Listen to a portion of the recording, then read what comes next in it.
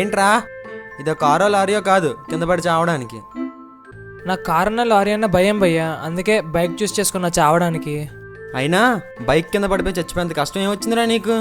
అంటే అదే చెప్తే మీరు కూడా బండి కింద పడిపోయి చచ్చిపోయి ఐడియా వచ్చేస్తుంది. నేను నా ఇంటి దారి మర్చిపోయాను. ఇంటి దారి మర్చిపోయావా?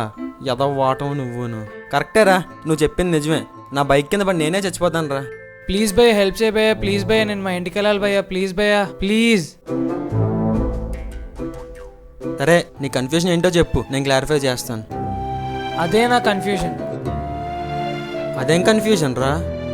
అంటే ఇలా స్ట్రైట్గా వెళ్ళిపోతే మా ఇల్లు వచ్చేస్తుంది అన్నారు, డైరెక్షన్స్ ఉంటాయి ఫాలో అవ్వన్నారు. తీరా ఈ డైరెక్షన్ చూస్తే ఆ కొండని చూపిస్తుంది. మా ఇల్లు అక్కడ లేదు, కొండ ఉంది. ఏ ఊరు మందే? ఈ ఊరే. దాని అర్థం స్ట్రైట్కి వెళ్ళి రైట్కి తిరగమని, అంతేగాని మీ ఇల్లు ఇలా వెళ్తే వస్తుందని కాదు. థ్యాంక్ యూ భయ్యా. నీ కన్ఫ్యూజన్కి ఒక క్లారిటీ వచ్చింది కదా?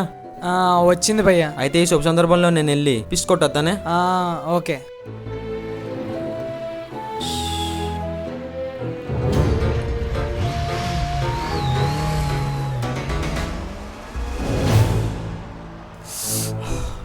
ఈ సిటీలో నేనే అదను అనుకున్నాను, నన్ను మించిన ఎదలు ఉన్నారనమాట. రే అది నా బండి రే.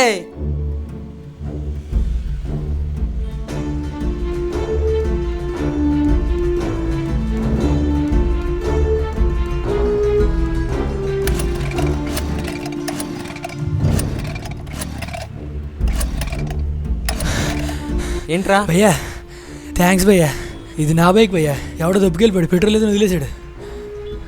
నీ బండి దొరికిందా? నా బండి దొబ్బిందిరా, అందులో ఫుల్ ట్యాంక్.